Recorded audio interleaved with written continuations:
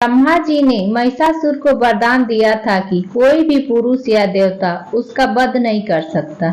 ऐसे में ब्रह्मा, विष्णु और महेश ने आदि शक्ति का आह्वान किया। उसके बाद माँ आदि शक्ति देवी दुर्गा का रूप में प्रकट हुई। 9 दिनों तक देवी दुर्गा और महिषासुर के बीच भयंकर युद्ध हुआ। 10वें दिन माँ दुर्गा ने दुष्ट राक्षस महिषासुर का वध किया। दुर्गा माँ को आदि शक्ति, परम भगवती, परम ब्रह्म बताया गया है। वह अहंकार और अज्ञात रूपी राक्षसों से रक्षा करने वाली ममतामयी, मोक्ष प्रदायिनी, कल्याणकारी है। दुर्गा या आदि शक्ति हिंदुओं की प्रमुख देवी मानी जाती है, जिन्हें माता नौ दुर्गा देवी, शक्ति, आदि शक्ति, भगवती, माता रानी, पार्वती, जगत जननी, जगदम्बा, परमेश्वरी, परम सनातनी देवी आदि नामों से भी जाना जाता है। शक्त संप्रदाय की वह प्रमुख देवी है। दुर्गा को आदि शक्ति, परम भगवती, परम ब्रह्म बताया गया है। वह अहंकार और अज्ञात रूपी राक्षसों से रक्षा करने वाली ममतामयी, मोक्ष प्रदायिनी, कल्याणकारी है। उनके बारे में मानता है कि वे शांति, समृद्धि तथा धर्म का आघात करने वाली राक्षसी शक्तियों का विनाश करती है। मार्कंडेय पुराण में ब्रह्मदेव ने मनुष्य जाति की रक्षा के लिए एक परम गुप्त, परम उपयोगी और मुख्य कल्याणकारी देवी कवच एवं देवी सूक्त बताया है और कहा कि जो मनुष्य इन उपायों को करेगा वह इस संसार में सुख भोग कर अन्य समय में वैकुंठ को जाएगा। ब्रह्मदेव ने कहा कि जो मनुष्य दुर्गा सप्तमी का पाठ करेगा उसे सुख मिलेगा। भागवत पुराणों के अनुसार माँ जगदम्बा का अवतरण श्रेष्ठ पुरुषों की रक्षा के लिए हुआ है, जबकि श्रीमद् देवी भागवत के अनुसार वेदों और पुराणों की रक्षा के और दुष्टों के दलन के लिए माँ जगदम्बा का अवतरण हुआ। इसी तरह से ऋग्वेद के अनुसार माँ दुर्गा की आदि शक्ति है। उन्हीं से सारे विश्व का संचार होता है और उनके अलावा और कोई विश्वसनीय नहीं है। इसलिए नवरात्रि के दौरान 9 दुर्गा के 9 रूपों का ध्यान, उपासना और आराधना की जाती है तथा नवरात्रि के प्रत्येक दिन माँ दुर्गा के एक एक शक्ति का रूप पूजा किया जाता है। माँ दुर्गा की कथा हिंदू धर्म में शक्ति और नारीत्व के प्रतीक के रूप में अत्यंत महत्वपूर्ण मानी जाती है। उनकी कथा मुख्य रूप से दुर्गा सप्तमी देवी जहाँ माँ दुर्गा को असुरों और दुष्ट शक्तियों से सृष्टि की रक्षा के लिए अवतार लेने वाली देवी के रूप में वर्णित किया गया है। यहाँ माँ दुर्गा की विस्तृत कथा दी जा रही है, जिसमें उनकी उन्नति, शक्ति और महिषासुर के वध की प्रमुख कथाएं शामिल है। बहुत समय पहले एक शक्तिशाली असुर महिषासुर ने तपस्या करके ब्रह्मा जी से अमृत का वरदान प्राप्त किया। हालांकि ब्रह्मा जी ने उसे पूर्ण अमृत का वरदान नहीं दिया, बल्कि यह वरदान दिया कि उसे कोई पुरुष, देवता या असुर मार नहीं सकेगा। इस वरदान से महिषासुर अत्यधिक शक्तिशाली हो गया और उसने देवताओं पर आक्रमण करना शुरू कर दिया। उसने स्वर्ण का विजय प्राप्त की और इंद्र सहित सभी देवताओं को स्वर्ग से निकाल दिया। देवता असहाय होकर पृथ्वी पर भटकने लगे और चारों ओर असुरों का आतंक फैल गया।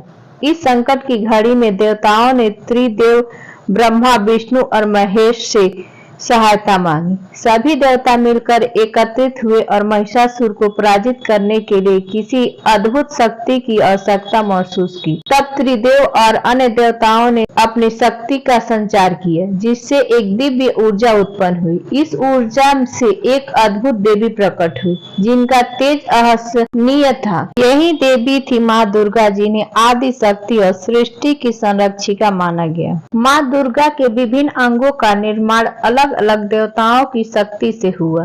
शिव ने उन्हें त्रिशूल दिया, विष्णु ने चक्र, अग्निदेव ने शक्ति, वायु ने धनुष और बाण, इंद्र ने ब्रज और हाथी, हिमालय ने सिंह और वरुण उन्हें जल से युक्त कमंडल प्रदान किया। माँ दुर्गा को असीम शक्ति, दिव्यता और सौंदर्य से संपन्न किया गया था। देवताओं ने माँ दुर्गा की आराधना की और उन्हें महिषासुर का वध करने की प्रार्थना की। माँ दुर्गा ने देवताओं की प्रार्थना स्वीकार की और महिषासुर को पराजित करने के लिए प्रस्थान किया। उस उस समय माँ दुर्गा सिंह पर सवार होकर युद्ध भूमि में उतरी और उनकी उपस्थिति से संपूर्ण ब्रह्मांड थरथर कांप उठा। महिषासुर को जब यह अज्ञात हुआ कि शक्तिशाली देवी उसे युद्ध करने आ रही है तो उसने अपनी सेना को तैयार कर लिया। महिषासुर की सेना में असुरों का विशाल संख्या थी, लेकिन माँ दुर्गा ने एक एक करके सभी असुरों का वध कर दिया। महिषासुर को जब यह अज्ञात हुआ कि एक शक्तिशाली देवी उसे युद्ध करने आ रही है तो उसने अपनी सेना को तैयार किया। महिषासुर की सेना में असुरों की विशाल संख्या थी, लेकिन माँ दुर्गा ने एक एक करके सभी असुरों का वध कर दिया। उसके तेज और शक्ति के सामने असुरों की विशाल सेना टिक ही नहीं पाई। महिषासुर स्वयं एक भयंकर रूप धारण करके माँ दुर्गा से युद्ध करने आया। वह लगातार अपना रूप बदलता रहा, कभी भैंस का रूप लेता तो कभी शेर का तो कभी हाथी का। माँ दुर्गा को पराजित करने की पूरी कोशिश करता रहा, लेकिन माँ दुर्गा ने अपनी अपार शक्ति और धैर्य से उसका सामना किया। अंततः जब महिषासुर भैंस का रूप धारण करके माँ दुर्गा पर आक्रमण करने आया तब माँ दुर्गा ने त्रिशूल से उसका वध कर दिया। महिषासुर के मारे जाने से देवताओं और संपूर्ण सृष्टि में शांति और संतुलन की स्थापना हुई। महिषासुर मर्दिनी के रूप में माँ दुर्गा को पूरे ब्रह्मांड में पूजनीय माना गया। उनका यह रूप अच्छाई और बुराई पर जीत का प्रतीक है। माँ दुर्गा केवल महिषासुर का वध करने वाली देवी नहीं है, बल्कि वे नारी शक्ति का वह स्वरूप है जो बुराई और न्याय के खिलाफ खड़ी होती है। और 9 रूपों की पूजा नवरात्रि में 9 दिनों की जाती है, जो शक्ति, ज्ञान, प्रेम और समर्पण का प्रतीक है। माँ दुर्गा के 9 रूप हैं: शैलपुत्री, ब्रह्मचारिणी, चंद्रघंटा, कृष्णमंडा, संकट माता, कल्याणी, कालरात्रि, महागौरी, सिद्धिदात्री। माँ दुर्गा की महिमा को श्रद्धा और भक्ति के साथ मनाने के लिए हर साल नवरात्रि का त्योहार मनाया जाता है, जो 9 दिनों तक चलता है। इस दौरान माँ दुर्गा के 9 रूपों की पूजा की जाती है और अंत में दशहरा विजयादशमी के दिन बुराई पर अच्छाई की जीत का उत्सव मनाया जाता है, जो प्रतीकात्मक रूप में माँ दुर्गा की महिषासुर पर विजय का प्रतिनिधित्व कराता है। विशेष रूप से बंगाल में दुर्गा पूजा धूमधाम से मनाई जाती है, जिसमें माँ दुर्गा की विशाल मूर्तियों की पूजा की जाती है और विसर्जन के साथ इस त्योहार का समापन होता है। माँ दुर्गा की कथा न केवल असुरों के वध की कथा है, बल्कि यह एक ऐसी यात्रा है जो शक्ति, नारीत्व और न्याय के उच्चतम आदर्शों को प्रकट करती है। वे नारी शक्ति की प्रतीक है और हमें यह सिखाती है कि सत्य और धर्म के मार्ग पर चलने वाली जीत निश्चित होती है।